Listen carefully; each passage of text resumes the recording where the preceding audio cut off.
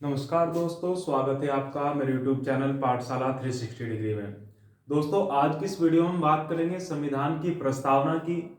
समझेंगे कि संविधान की प्रस्तावना से किस प्रकार के प्रश्न आपके प्रतियोगी परीक्षाओं में बन सकते हैं, या अब तक के जो प्रतियोगी परीक्षाओं में प्रस्तावना से प्रश्न बनते हैं वो भी आपको यहाँ देखने को बच्चों मिलेंगे। चलिए शुरुआत करते हैं बच्चों। प्रस्तावना की शुरुआत करने से पहले प्रस्तावना को समझ लेते हैं कि प्रस्तावना होती क्या है। देखिए, जब प्रस्तावना का अर्थ है उद्देशिका। प्रस्तावना का एक दूसरा नाम दिया गया है उद्देशिका भी इसको बोला जाता है। और उद्देशिका शब्द में से मूल शब्द यदि आप निकालोगे तो शब्द निकलेगा उद्देश्य। अर्थात जो प्रस्तावना है वो संविधान का उद्देश्य बताती है। संपूर्ण संविधान का क्या उद्देश्य है ये मात्र आपको प्रस्तावना के पढ़ने से ही पता चल जाएगा। दोस्तों, यदि जब हम कोई नई बुक खरीदते हैं, नई कोई किताब हम खरीदते हैं, तो किताब के पहले या दूसरे पेज पर ही हमको लिखी मिलती है प्रस्तावना, उस किताब की प्रस्तावना। उस किताब की प्रस्तावना में दिया होता है कि किताब के अंदर कौन कौन सी चीजें समझाने की कोशिश की गई है, वो उस प्रस्तावना में लिखी होती है। यानी उस किताब का एक स्वरूप कैसा है वो उस प्रस्तावना में हमें मिल जाता है। तो उसी प्रकार भारत के संविधान का स्वरूप यदि आप मात्र थोड़े से शब्दों में जानना चाहते हो तो आप संविधान की प्रस्तावना पढ़ सकते हो। ठीक है। उस संविधान का उद्देश्य क्या है ये आपको प्रस्तावना में मिलता है। किस प्रकार का संविधान है ये आपको प्रस्तावना में मिलता है। तो आइए समझते हैं प्रस्तावना के बारे में। यहां से लगातार प्रश्न बच्चों उठाए जाते हैं। देखिए, प्रस्तावना का एक नाम उद्देशिका भी है, ये आप याद रखोगे। उद्देशिका का मूल शब्द होता है उद्देश्य, और उद्देश्य मतलब संविधान का क्या उद्देश्य है ये बताया गया है कहां, प्रस्तावना में बताया गया है। तो एक तो पहला पॉइंट आप यहां से याद रखोगे कि प्रस्तावना का दूसरा नाम उद्देशिका भी होता है। फिर प्रस्तावना को संविधान का परिचय पत्र कहा गया है कि यदि आपको संविधान का परिचय चाहिए तो आप मात्र प्रस्तावना पढ़ लीजिए, उस प्रस्तावना से संविधान का परिचय आपको मिलेगा। और ये जो संविधान संविधान का परिचय पत्र प्रस्तावना को बोला है, ये बोला है बच्चों N.A. पालकी वाला ने। याद रखोगे आप, ये चीज भी यहां से क्लियर होती है। नेक्स्ट बच्चों देखते हैं, नेक्स्ट क्या क्वेश्चन यहां से बन सकता है। प्रस्तावना को दीर्घकालीन सपनों का विचार भी कहा गया है। दीर्घकालीन सपने की प्रस्तावना, अगर हम आपके संविधान की बात करें तो संविधान आपका 26 नवंबर 1949 को अंगीकार किया गया, यानी बनकर तैयार होता है। और ये लागू होता है बच्चों आपका 26 जनवरी 1950 से। तो उस समय प्रस्तावना तैयार हुई। प्रस्तावना की यदि हम बात करें, प्रस्तावना की जो अवधारणा आई तो प्रस्तावना की अवधारणा उद्देश्य प्रस्ताव के साथ आई। और इस उद्देश्य प्रस्ताव को संविधान सभा की तीसरी बैठक में 13 दिसंबर 1946 को जवाहरलाल नेहरू लाए थे। तो जो प्रस्तावना की अवधारणा आई ना, तो उस समय इस प्रस्तावना को पढ़ते हुए या हम कह सकते हैं जो प्रस्तावना तैयार की गई, तो इस प्रस्तावना को दीर्घकालीन सपनों का विचार कहा गया। कि भारत के जो उस समय संविधान सभा के जो सदस्य थे, जो संविधान का निर्माण कर रहे थे, उन्होंने कहा कि भारत का जो दीर्घकालीन सपना होगा, आज से आने वाले कुछ वर्षों के बाद का जो सपना है, वो सपनों के वो जो विचार है वो प्रस्तावना में मिलते हैं। जिस प्रकार हम इसको कहते हैं कि हम भारत के लोग भारत को एक प्रभुत्व संपन्न समाजवादी पंथ निरपेक्ष लोकतंत्रात्मक गणराज्य बनाने के लिए तथा इसके समस्त नागरिकों को सामाजिक, आर्थिक व राजनीतिक न्याय, तो न्याय की बात हुई, हमने देखा लोकतंत्रात्मक गणराज्य की बात हुई, पंथ निरपेक्ष की बात हुई। तो जो विचार है ना, ये विचार भारत के दीर्घकालीन विचार थे। तो इसको बोला गया कि दीर्घकालीन सपनों का विचार है। और दीर्घकालीन सपनों का विचार से बोलते हैं ए कृष्णस्वामी अय्यर। ए की बात करें, अल्लादी कृष्ण स्वामी अय्यर ने इसको बोला दीर्घकालीन सपनों का विचार। बच्चों, यहां से प्रत्यक्ष रूप से प्रश्न आपसे पूछे जा सकते हैं। पहला हमने बात की कि प्रस्तावना को क्या उद्देशिका भी कहा जाता है, और इसके साथ साथ इसे संविधान का परिचय पत्र किसने कहा, N.A. पालकी वाला ने कहा। उसके बाद दीर्घकालीन सपनों का विचार किसने कहा, इसे ए कृष्णस्वामी अय्यर ने कहा। दोस्तों, अगर हम बात करें प्रस्तावना को संविधान की आत्मा भी कहा जाता है। लेकिन यहां थोड़ी समस्या हो सकती है। समस्या इसलिए हो सकती है बच्चों कि संविधान की आत्मा प्रस्तावना को कहा गया, वही डॉक्टर बी आर अम्बेडकर के अनुसार संविधान की आत्मा आर्टिकल 32 अनुच्छेद 32 को कहा गया, जो अनुच्छेद 32 आपके संवैधानिक उपचारों का अधिकार हमें देता है। तो यहां अंतर बच्चों समझना है। सामान्य तो यदि आपके पास प्रश्न आए कि संविधान की आत्मा कहा जाता है, और वहां आपके पास चार ऑप्शन हो सकते हैं, चार विकल्प हो सकते हैं। संविधान की आत्मा कहा जाता है, एक आपको मिल जाए प्रस्तावना, प्रस्तावना के बाद एक आपको मिल जाए आर्टिकल 32, एक आपको बच्चों मौलिक अधिकार मिल जाए और एक आपको मूल कर्तव्य मिल जाए। और प्रश्न होगा कि संविधान की आत्मा कहा जाता है, तो यहां से उत्तर बच्चों में लगाना होगा प्रस्तावना, क्योंकि वो व्यक्ति विशेष का नाम देकर नहीं पूछी गई, परंतु यदि वो व्यक्ति विशेष का नाम देकर पूछी जाए कि डॉक्टर बी आर अम्बेडकर के अनुसार संविधान की आत्मा कहा जाता है, तो उनके अनुसार संविधान की आत्मा कहा जाता है आर्टिकल 32 यानी अनुच्छेद 32 को कहा जाता है। मुझे उम्मीद है बच्चों ये चीज आप समझ पाए होंगे। उसके बाद संविधान की कुंजी भी इसको बोला जाता है, संविधान की कुंजी भी बोला जाता है। ये बच्चों जितना भी लिखा हुआ है ना, यहाँ से आपको प्रत्यक्ष रूप से प्रश्न देखने को मिल सकते हैं। मैंने बात की सबसे शुरुआत में कि प्रस्तावना को उद्देशिका बोला जाता है, संविधान का परिचय पत्र इसे बोला जाता है, N.A. पालकी वाला ने बोला। दीर्घकालीन सपनों का विचार इसे कहा अल्लादी कृष्ण स्वामी अय्यर ने। वह संविधान की आत्मा, वह संविधान की कुंजी, दो शब्द इसके लिए और प्रयोग किए जाते हैं, दो कथन, एक संविधान की आत्मा और एक संविधान की कुंजी। वही संविधान की आत्मा डॉक्टर बी आर अम्बेडकर के अनुसार किसे कहा जाता है बच्चों? आर्टिकल 32 यानी अनुच्छेद 32 को कहा जाता है। चलिए यहां तक का बच्चों आपका क्लियर हुआ होगा। इसके बाद हम देखते हैं संविधान, ये जो प्रस्तावना है, इस प्रस्तावना का विचार आया कहां से, या भारत के संविधान में विचार की तो बात करें बच्चों, हमने अवधारणा इसकी यूएसए से ली है, लेकिन भारत के संविधान में से कब जोड़ा गया, तो इसके लिए संविधान सभा की बच्चों संविधान सभा की प्रथम बैठक जो होती है वो 9 दिसंबर को होती है 1946। उसके बाद 11 दिसंबर को दूसरी बैठक होती है और फिर आपकी 13 दिसंबर को तीसरी बैठक होती है। और तीसरी बैठक में संविधान सभा की इस तीसरी बैठक में लेकर आते हैं आपके जवाहरलाल नेहरू एक उद्देश्य प्रस्ताव पेश करते हैं, उद्देश्य प्रस्ताव पेश करते हैं संविधान सभा की तीसरी बैठक में। और ये उद्देश्य प्रस्ताव ही क्या है? प्रस्तावना है, ठीक है। लेकिन ये उस तीसरी बैठक में पास नहीं हो पाता बच्चों, पारित नहीं हो पाता। तो ये पेश तो किया गया कब? 13 दिसंबर 1946। लेकिन ये पारित कब हुआ? पारित होता है 22 जनवरी 1947, यानी दिसंबर के बाद जनवरी 1947, और इसमें 22 जनवरी 1947 को ये पारित होता है। मुझे उम्मीद है बच्चों ये बेसिक सी जानकारी आप समझ पाए होंगे प्रस्तावना के संबंध में। इसके बाद आगे बढ़ते हैं, तो प्रस्तावना की अवधारणा कहां से आई? हमारे संविधान को कई बार संविधान के आलोचक उधार का संविधान भी कहते हैं। उधार के संविधान का अर्थ होगा कि हमने लगभग आपके 60 देशों के संविधान का अध्ययन किया, जो भारत से पहले संविधान निर्माण कर चुके थे, उसके बाद अपने संविधान का निर्माण किया और उसमें हमने कुछ अवधारणाएं, कुछ संविधान में जो चीजें ली हैं वो दूसरे देशों के संविधान से ली हैं। वही यदि हम प्रस्तावना की बात करें तो प्रस्तावना की अवधारणा यूएसए यानी कि संयुक्त राज्य अमेरिका से ली गई है, संयुक्त राज्य अमेरिका से ली गई है, यूएसए से, अमेरिका से। वही बात करें, इसकी अवधारणा तो ली गई कहां से? अमेरिका से। और भाषा इसकी ली गई है कहां से? ऑस्ट्रेलिया से। यहां बच्चे बड़े कंफ्यूजन होते हैं यदि पूछ लिया जाए कि प्रस्तावना की अवधारणा ली गई है यूएसए से और प्रस्तावना की भाषा ली गई है ऑस्ट्रेलिया से। मुझे उम्मीद है आप समझ पाए होंगे। आगे चलते हैं, प्रस्तावना में संशोधन की बात करते हैं बच्चों। क्या प्रस्तावना में संविधान संशोधन हुआ है? तो हाँ हुआ है। 1976 में संविधान संशोधन हुआ है। प्रस्तावना के अंदर एकमात्र संविधान संशोधन देखने को मिला है। लेकिन उससे पहले समझना जरूरी होगा, प्रस्तावना से संबंधित यदि कोई वाद आया हो, और प्रस्तावना से संबंधित ऐसे ही दो वाद बड़े महत्वपूर्ण हैं। एक हम देखते हैं बेरुबारी वाद जो 1960 में आया।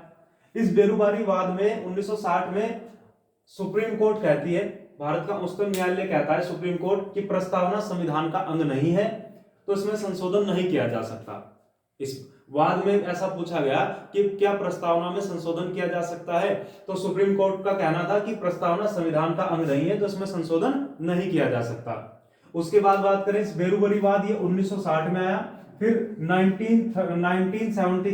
1973 में एक आपका आया केशवानंद भारतीवाद। अब केशवानंद भारतीवाद में सुप्रीम कोर्ट इस चीज को एक्सेप्ट करती है कि प्रस्तावना संविधान का अंग है।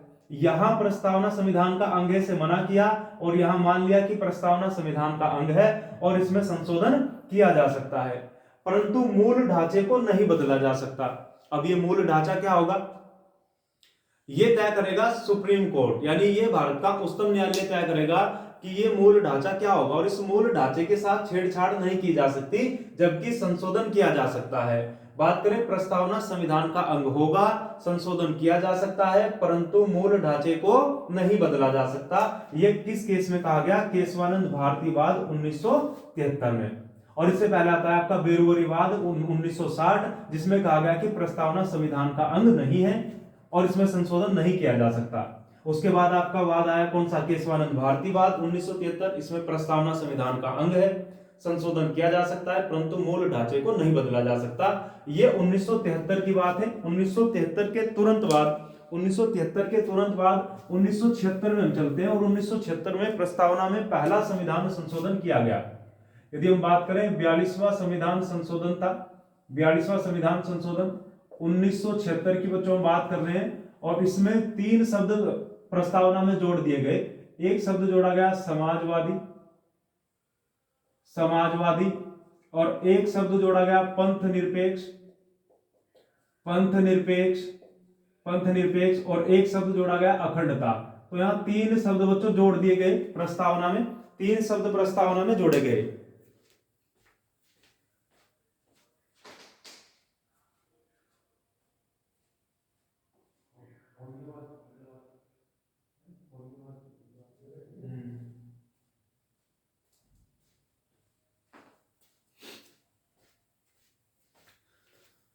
तो चलिए बच्चों, अभी हम देख रहे थे कि 42वां संविधान संशोधन होता है 1976 में।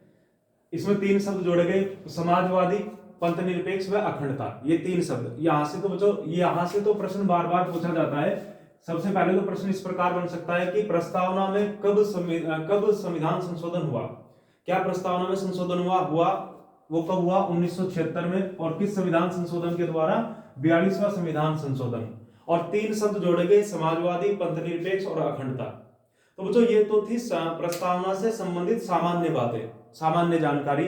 अब हम प्रस्तावना को भी समझ लेते हैं कि प्रस्तावना में कौन कौन से शब्दों का प्रयोग किया गया है, कितने प्रकार के न्याय की बात की गई है और कितने प्रकार की स्वतंत्रता की बात की गई है, किस प्रकार की राजनीतिक व्यवस्था भारत की वहां दर्शाई गई है, ठीक है, कैसी बंधुता है और किस प्रकार की समता की बात की गई है। मुझे उम्मीद है ये सब चीजें आप समझ पाए होंगे। तो चलिए बच्चों चलते हैं, समझते हैं नेक्स्ट।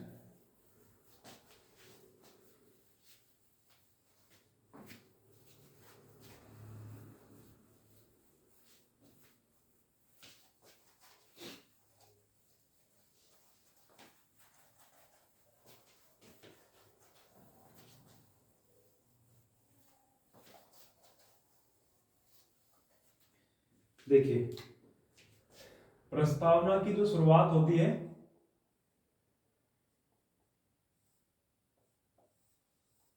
प्रस्तावना की शुरुआत होती है, नंबर 1 आपको लिखा मिलता है, हम भारत के लोग, हम भारत के लोग भारत को एक संपूर्ण प्रभुत्व संपन्न, यह एक शब्द का जो प्रयोग किया जाएगा नंबर 2 पर, जब आप देखोगे संपूर्ण प्रभुत्व संपन्न, जिसे हम कई बार संप्रभुत्व भी बोल देते हैं, हम यहां लिखते हैं संपूर्ण, संपूर्ण प्रभुत्व संपन्न। फिर यहां आपको एक शब्द संपूर्ण प्रभुत्व संपन्न, उसके बाद समाजवादी, फिर शब्द मिलता है पंथ निरपेक्ष, उसके बाद लोकतंत्रात्मक, लोकतंत्रात्मक, उसके बाद गणराज्य।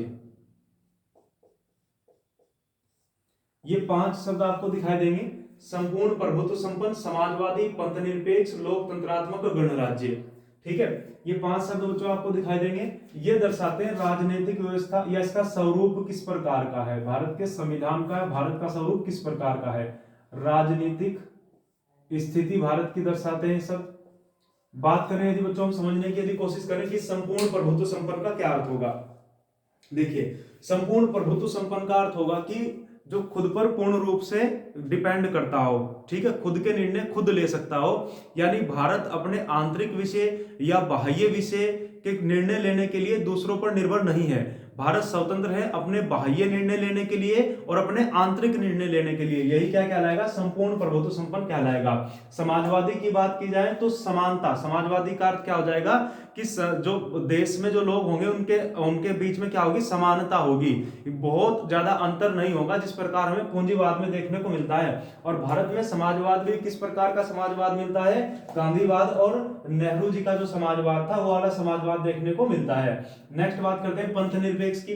पंथ निरपेक्ष का अर्थ होगा कि भारत का कोई राष्ट्रीय धर्म नहीं होगा, अर्थात जिस प्रकार माउंटबेटन योजना के द्वारा भारत व पाकिस्तान अलग किए गए और पाकिस्तान का राष्ट्रीय धर्म था इस्लाम, इस प्रकार भारत का कोई राष्ट्रीय धर्म नहीं होगा।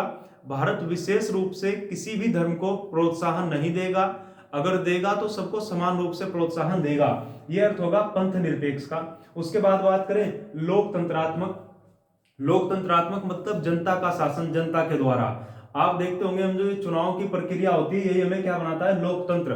भारत विश्व का सबसे बड़ा लोकतांत्रिक देश है, तो ये होगा लोकतंत्रात्मक का। गणराज्य क्या होगा? गणराज्य होगा जिस देश का प्रमुख वंशागत ना होकर, यानी वंश के आधार पर ना चुनकर वो चुनाव के द्वारा बना जाता हो, वंश के आधार पर ना तय होता हो, वो चुनाव के द्वारा बनता हो, वो क्या कहलाएगा बच्चों? गणराज्य कहलाएगा। तो ये भारत की राजनीतिक स्थिति दर्शाते हैं 3 शब्द। इन 3 शब्दों के बाद बच्चों, इन 3 शब्दों के बाद नंबर 3 पर शब्द आएगा आपका सामाजिक, सामाजिक और आर्थिक व साथ में राजनीतिक। सामाजिक, आर्थिक, राजनीतिक। न्याय की बात ये करेंगे, न्याय, इसको भी समझिए किस प्रकार का न्याय? सामाजिक न्याय, आर्थिक न्याय, राजनीतिक न्याय। प्रस्तावना में लिखा हम भारत के लोग भारत को संपूर्ण प्रभुत्व संपन्न समाजवादी पंथ निरपेक्ष लोकतंत्रात्मक गणराज्य बनाने के लिए तथा उसके समस्त नागरिकों को सामाजिक आर्थिक राजनीतिक न्याय। तो इसको समझिए सामाजिक आर्थिक राजनीतिक न्याय कैसा होगा। सामाजिक न्याय की बात की गई है बच्चों। सामाजिक न्याय के दौरान हम देखते हैं कि भारत में हम देखते हैं जाति के आधार पर, धर्म के आधार पर, रंग के आधार पर, नस्ल के आधार पर भेदभाव नहीं कर सकते, तो ये सामाजिक न्याय की बात की गई है। आर्थिक न्याय की बात करें तो यहाँ पर बच्चों सभी को समान रूप से पैसा कमाने का अधिकार है, या कोई व्यापार करने का अधिकार है, या आजीविका कमाने का अधिकार है। ऐसा नहीं है कि किसी धर्म विशेष के